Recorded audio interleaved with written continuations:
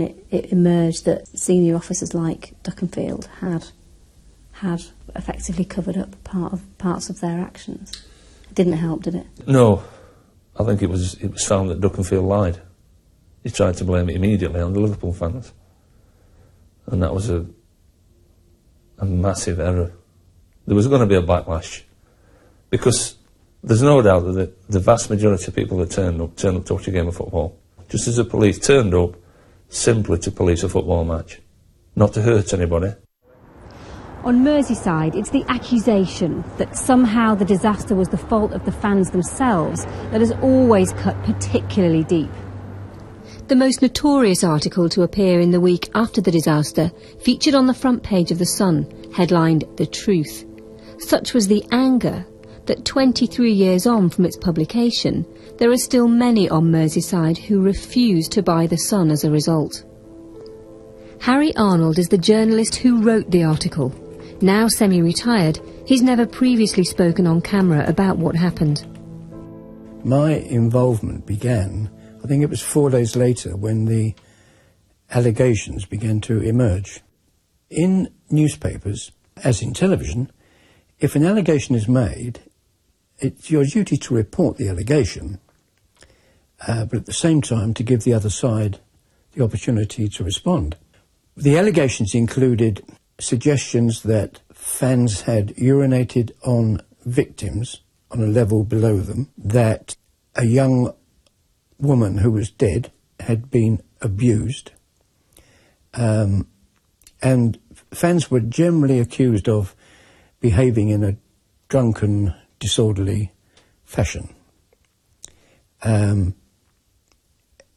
It will always be very, very difficult to know whether any of the allegations were true or partly true or totally untrue, but they were allegations, and that was how I wrote them, as allegations. But there's no ticketless fans, there's no drunkenness, it's all a myth. Lord Justice Taylor gave us some hope because it did lay the blame at the police and expel the myths.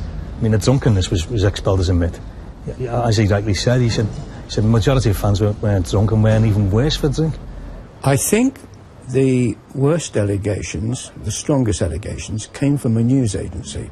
What makes me believe strongly that it came from a news agency is that it appeared in other newspapers. Famous saying, Mark Twain, Winston Churchill, you know, a lie gets round the world before the truth has put its trousers on. So basically, you know, if you want to ensure a version that is remembered, you get in first. I didn't see any Liverpool fans urinating on a police officer or any police officers, and I didn't see any Liverpool fans steal money or pick money up, steal money from dead people or pick money up that have fallen out of people's pockets. I didn't see that. You know, as far as I'm concerned, I didn't see it. So it probably didn't happen. But on The Sun, Kelvin Mackenzie, the rather controversial editor at the time, liked to write his own headlines. And he wrote the headline, "The Truth." And the reason I know that, I was about to leave the newsroom when I saw him drawing up the front page. When I saw the headline, "The Truth," I was aghast, because that wasn't what I'd written. I'd never used the words, "The truth, this is the truth about the Hillsborough disaster." I'd merely written it, I hoped, and I still believe, in a balanced and fair way. So I said to Kelvin Mackenzie, "You can't say that." And he said, "Why not?" I said, "Because we don't know that it's the truth. This is a version of the truth." And he brushed it aside and said, "Oh, don't worry, I'm going to make it clear that this is what some people are saying." And I walked away thinking, well, I'm not happy about this situation. But the fact is that reporters don't argue with an editor. And in particular, you don't argue with an editor like Kelvin Mackenzie. It's all about kicking you when you're down. You know, that was our hour of need. You know, we had our arms open, you know, basically looking for compassion and understanding. And then they came up with that despicable, obscene, rancid lie in the Sun. The Sun newspaper carried the one. There was a few broadsheets went with it, but the Sun was the one that sued. Picking pockets of dead people, urinating on them. You know, it it was so bizarre, it was so far-fetched, but it was designed to cast a smear, and that's what it did. You know, and it slung mud, and mud sticks. That story with my name on it, headline The Truth, was the unhappiest episode of my career. I had to use the material that was in front of me, and I stressed that they were allegations, but what made it all go terribly wrong was when the editor put those two words on the front page in huge letters, The Truth. And he's never been able to live that down. But as I didn't write the headline, I have been able to live with it, albeit unhappily. We approached Kelvin Mackenzie to get his response, but he declined to comment. Lord Justice Taylor's report into the tragedy was unequivocal. It was mismanagement by senior officers of the South Yorkshire Police that was the prime cause of the disaster. Yet no officer has ever been convicted of any crime as a result of what happened. And for some of the relatives of the dead, that is very hard to take. How do you describe justice? What do you mean by justice? And what I mean by justice is accountability. Somebody being responsible and held to be responsible for the deaths of 96 people. It's not about vengeance. It's not about an eye for an eye. It's about the truth of Hillsborough. Instead of blaming the fans and the people who died, put the responsibility where it rightfully belongs, and that's accountability to me. Accountability is absolutely vital, and it applies, as I say, to every single occupation. Whatever decisions you take, the BBC takes, I take, I have to be accountable. I can't say, well, I'm sorry, I can't do my job if I have to explain what I've done. They absolutely do. The Taylor report was fairly clear in that it said that the bulk of the responsibility lay at the hands of senior officers at the time who had made mistakes in opening gates. When that Taylor report came out, what was your reaction to that? Anger. I thought, this is not our fault. This is not what we've done. Because I'd gone into the defensive sort of mindset. They hated me, I hated them. But over the years I've been able to think, hang on a minute, looking at this logically, you can understand their anger. You can understand why the finger was pointed at us. But it became personal. When they said the police, they said me. That's how you felt? Yeah.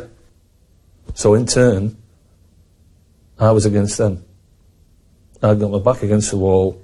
Just a minute, this is not my fault. I didn't do anything wrong. I didn't kill 96 people. But it's only over the years, and only the very, very recent past, that I've come to accept that, like I said, that things did go wrong. What's the point in us blaming each other? What's the point in us hating each other? It doesn't change a thing. It doesn't bring people back. I think now is a time, and maybe I'm being a bit optimistic, but really for reconciliation. Not for us to hate each other and fight against each other, but just to sit down and say, look, this happened, mistakes were made, events came together to create a cataclysmic event which we'll hopefully never see again, and we've never really seen before. South Yorkshire Police in 2012 is barely recognisable from the force of the 80s under the command of the then Chief Constable Peter Wright. Reforms began under Wright's successor Richard Wells, and from 2004 the man in the South Yorkshire hot seat was Meredith Hughes. 3 years ago, it was Hughes who initiated the plan to have an independent panel of experts review every official document from the time of the tragedy. The panel reveals its findings on Wednesday. But many remain suspicious that some documents may have gone missing. Do you think this set of documents is complete? Do you think everything's in there? It's a hard thing. That's a question that's hard to answer, really, because people have said, you've got trust. Have you got trust in the independent panel? Yes, but that's a different thing. Have I got trust in other people to hand over everything? Has any of it been shredded? No, I don't have that trust. I don't have that trust. I do have the trust in the panel that what they've got they're going to scrutinise and look at properly. But it's a different scenario when you have the trust that everything's being handed over. No, I don't have that trust. And that's because of what we've gone through for 23 years. As far as I know, every document is there. And it is the role of the inquiry team led by the Bishop of Liverpool to satisfy themselves the documents have been released correctly. And it's one of the reasons that I stepped forward to do it voluntarily. I have no axe to grind, I have no interest in hiding anything. Every document in our possession has been put into the public domain. I'm wondering, in 400,000 documents, the extent to which the panel have been able to identify whether they have been given everything. What assurances have they sought? Secondly, are there documents they know exist that they haven't got? And next, are they going to allow the public and the families to see everything they've seen, or is it going to be redacted, in other words, edited? 23 years, though, since Hillsborough, people are still talking about it. It's not going away, is it? And it has been a bit of a blight, hasn't it, for the South Yorkshire Police? It's an event of history. The force gets on with its day-to-day work. Apart from a handful of officers, none were here at the time, there isn't a sense of collective guilt about the events of the past. I don't think any of us could function if that was the case. You know, I come from South Wales, where the force managed and delivered the Aberfan disaster response, and I'm sure mistakes were made that day in the 60s, and the response perhaps wasn't as effective as it could have been. But by the time I joined that force in 1979, it doesn't live in the memory in quite that way. If Meredith Hughes is right, Hillsborough is simply an event of history. But Hillsborough and its pain and its memories remains very much alive, not just in Merseyside, but deep within what was his own force. So perhaps the best that can be said is that the release of these documents might, just might, be the start of a new chapter. Have you spoken about this before to anybody? Over the past few years, yeah. You know, I've been to counsellors, and I'm not ashamed to say it. I have been to counsellors, and I have discussed the situation with them and discussed what happened and why it happened and how I personally get through it. And to an extent, that's helped. But I don't think I'm ever going to forget. It's never going to be forgotten. It's just how I deal with it personally now. What I regret is not being with my son when he most needed me. I resent everybody who done wrong to James. I was there when he took his first breath. I regret when he most needed me, I wasn't with him on his last breath. But that's the memory I've got of my beautiful son. It's going off that morning. I'm sorry, I'm not...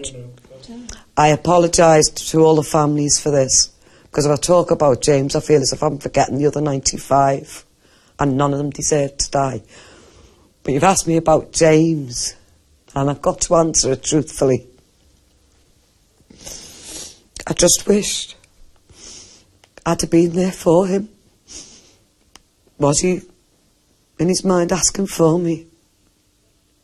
I know the time James came into the world, but I'm still not sure at the time of his death, when he went out to this world. And I need the answers to all of that.